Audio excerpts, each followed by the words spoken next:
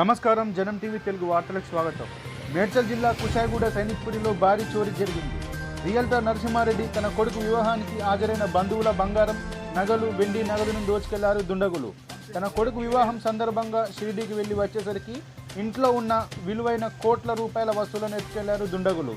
ఇంటిలో ఉన్నటువంటి పని మనుషులు లేకపోవడంతో వారిపైనే అనుమానం వ్యక్తం చేశాడు ఇంటి యజమాని.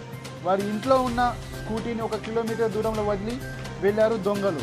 ఇది ఖచ్చితంగా పని మనుషుల పనే అని అనుమానం వ్యక్తం చేస్తున్నాడు ఆ ఇంటి యజమాని. సమాచారం అందుకున్న పోలీసులు క్లూస్ టీంతో ఆధారాలు సేకరిస్తున్నారు.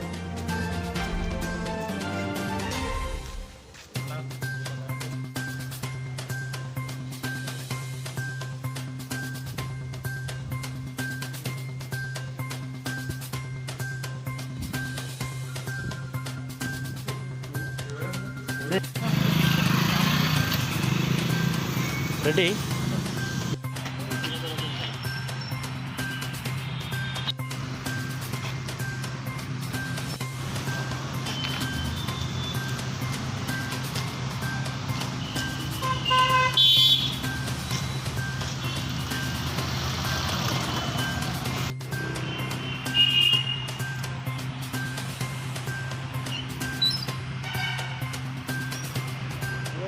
మరిన్ని ఆసక్తికరమైన వార్తల కోసం జనం టీవీ తెలుగును సబ్స్క్రైబ్ చేయండి, షేర్ చేయండి, బెల్ ఐకాన్ను యాక్టివ్ చేయండి.